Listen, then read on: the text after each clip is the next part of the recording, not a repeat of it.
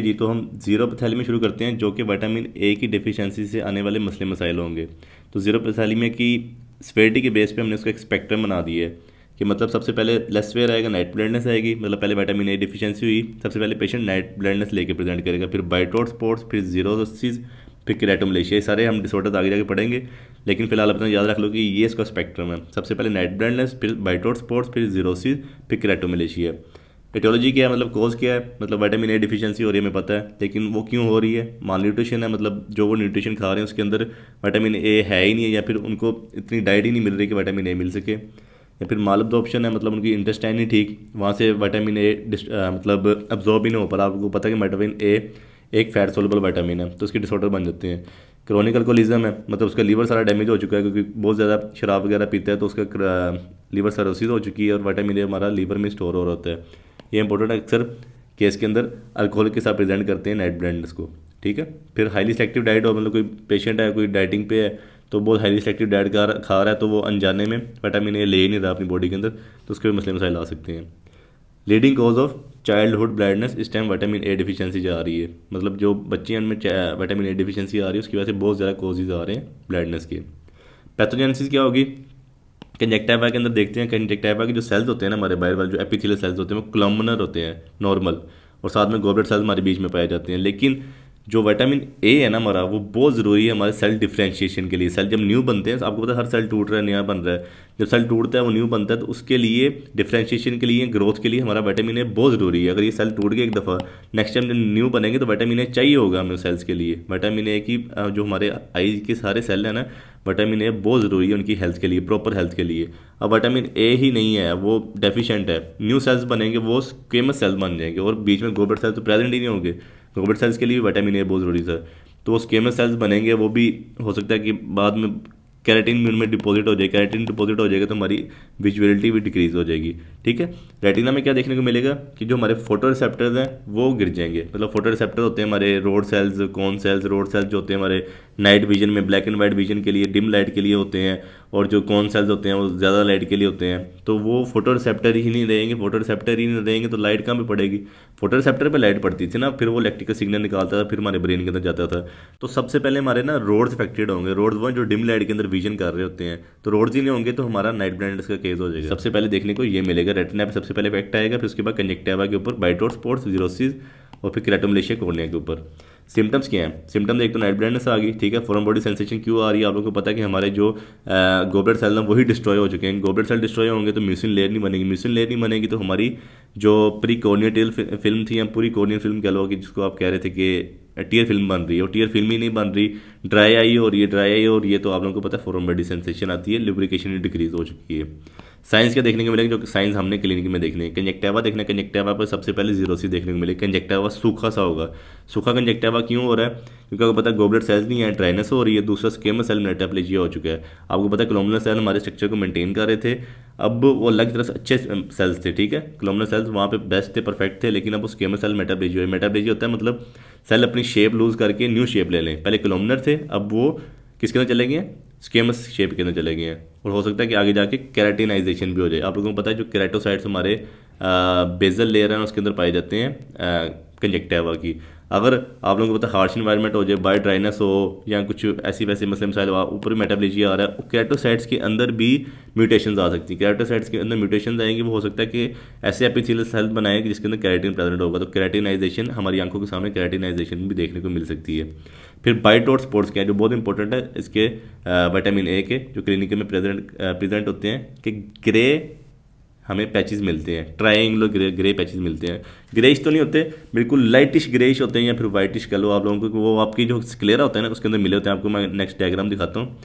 तो उसमें ये होता है कि फोमी एपिथेलियल मिलता है आपको, केराटिनाइज फोमी एपिथेलियम, ठीक है। वो क्यों हो रहा होता है? क्योंकि इन्फ्लेमेटरी सेल्स नीचे प्रेजेंट है, कुछ डेब्री वगैरह जो सेल्स वगैरह टूटे हैं। आप लोगों को पता है मेटाप्लेजिया हो रहा है, विटामिन ए डिफिशियंसी है, तो ट्रांसफॉर्मेशन ही नहीं हो रही, सेल डिफ्रेंशिएशन ही नहीं हो रही, इसमें सेल टूट भी रहे हैं, वहाँ पे इन्फ्लेमेटरी सेल्स भी आ रहे हैं, फिर क्रेटिनाइजेशन भी बन रहा है। फोम क्यों बन रहा है? फोमी अपीयरेंस क्यों आ रही है? कि वो जो इस तरह छोटे छोटे ना मतलब कि छोटे छोटे पहाड़ियों से बनी होती हैं। वो क्यों बनी होती है? क्योंकि कुरैनोबैक्टीरियम जीरोसिस एक बैक्टीरिया की टाइप है, वो वहाँ पे जाता है और इस डेबरी को तोड़ता है। डेबरी को तोड़ेगा तो as a result gas produce करेगा, अंदर नीचे गैस बना रहा होगा, वो छोटे छोटे बुल्ले से बना देगा, फुल्ले फुल्ले से, मतलब छोटे छोटे पहाड़ियों से बन जाएंगे। आपको दिखाता हूँ कैसे होंगे वो कुरैनोबैक्टीरियम जीरोसिस की वजह से हो रहा होगा। ये देखो आप लोगों को ना ये मिल रहे होंगे, ये सारे जो वाइटिश वाइटिश है ना, ऐसे ये सारा आपको देखने को मिल रहा होगा।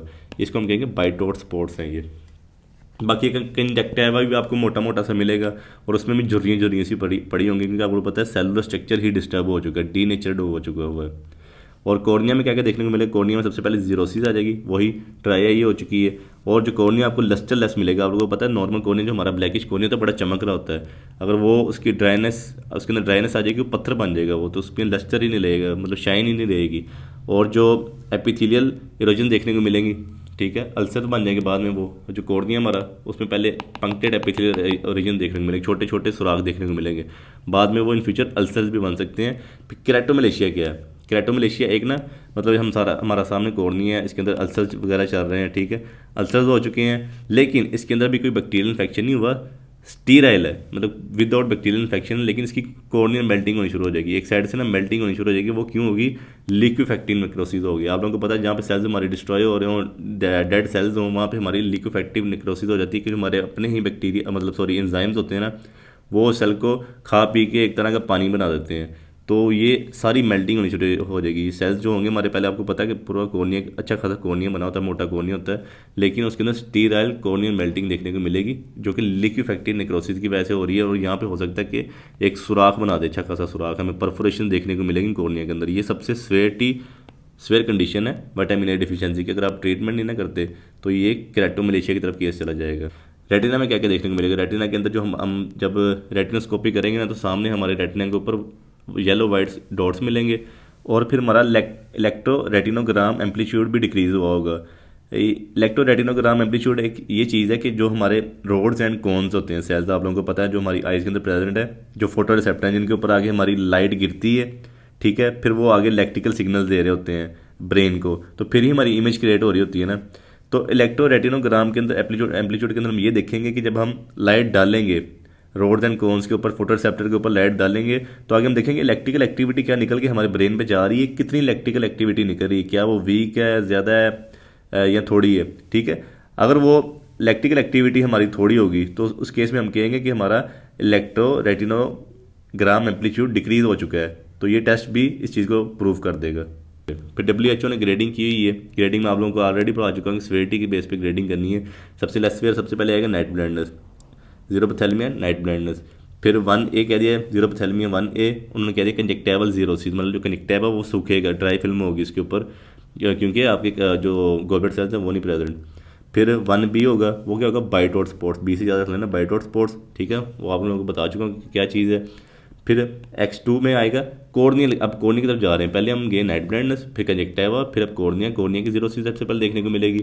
फिर उसके बाद 1/3 से भी कम उसकी अल्सरेशन हो जाएगी, मतलब ये सारा कॉर्निया है, तो हो सकता है कि इतना कॉर्निया ना उसकी अल्सरेशन हो जाए। फिर बाद में दूसरी स्टेज में 1/3 से ज़्यादा अल्सरेशन हो सकता है कि आधा कॉर्निया की अल्सरेशन हो जाए, ठीक है। फिर हो सकता है कि कॉर्नियल स्कारिंग भी हो सकती है, अल्सरेशन हुई उसके बाद स्कारिंग हो गई है, ठीक है। और फिर जीरोपैथेलमिक फंडस भी देखने को मिलेगा। फंडस जो हमारा रेटिना में ना एक पार्ट है हमारे रेटिना का, फंडस उसको कहते हैं, तो उसके अंदर भी चेंजेस देखने को मिलेंगे विटामिन ए की डिफिशियंसी की वजह से। तो डायग्नोस किस बेस पे करना? क्लिनिकली जो मैं आपको सिम्टम्स बता चुका हूँ, साइंस एंड सिम्टम्स, ठीक है। और आप देख सकते हो कि जो हमारी टीयर फिल्म का ब्रेकअप टाइम है ना, वो भी रिड्यूस हुआ होगा। Breakup time of tier film, आपको पता है टीयर फिल्म अब बारीक हो चुकी है, उसकी क्वालिटी डिक्रीज हो गई है, तो उसका ब्रेकअप टाइम बहुत जल्दी, मतलब बहुत थोड़ा होगा टाइम। ब्रेकअप टाइम होता है कि हम पेशेंट को देखते हैं स्लिट लैब एग्जामिनेशन पे, उसके पहले कहते हैं अपनी आंख ब्लिंक करो, फिर आंख ओपन करो, फिर हमारी आंखों के सामने उसकी आंख में हमने टीयर फिल्म देखनी होती है, तो वो डिस्ट्रॉय होके, मतलब न्यू जो होती है ना, वो डिस्ट्रॉय होके आपको फ्लश हो जाती है लैक्रिमल ड्रेनेज सिस्टम के अंदर। तो नॉर्मली वो होता है कि 15 से 20 सेकंड लेती है इस प्रोसीजर को, लेकिन इन पेशेंट्स के अंदर 10 सेकंड से भी कम टाइम लेती है। तो ब्रेकअप टाइम रिड्यूस हुआ होगा। दूसरा क्या होगा कि जो हमारा सीरम लेवल है विटामिन ए का, वो भी डिक्रीज़ होगा, और जो रेटिनल बाइंडिंग प्रोटीन है सीरम लेवल है उसका भी डिक्रीज़ हुआ होगा। पता है विटामिन ए है ही नहीं, तो दोनों डिक्रीज़ होंगे ब्लड लेवल के अंदर। फिर हम ट्रीटमेंट क्या करेंगे? टॉपिकल में जब सबसे पहले जाएंगे आर्टिफिशियल टीयर देंगे, ड्राई आई हुई है तो आर्टिफिशियल टीयर देंगे। टॉपिकल रेटिनोइक एसिड देंगे। रेटिनोइक एसिड आपको पता है कि विटामिन ए की एक फॉर्म है, ठीक है, वो देंगे। और साथ में अगर अल्सर्स बने हुए हैं, परफोरेशन हुई है, उसका सर्जिकल ट्रीटमेंट करेंगे कॉर्निया के लिए, ये बता रहा हूँ मैं। सिस्टेमिक क्या होगा, सिस्टेमिक में भी हमने ओरल ऐसी सप्लीमेंट्स देनी है कि विटामिन ए की डिफिशिएंसी पूरी हो, या फिर इंट्रामस्कुलर इंजेक्शन दो विटामिन ए का सीवियर केसेस के अंदर।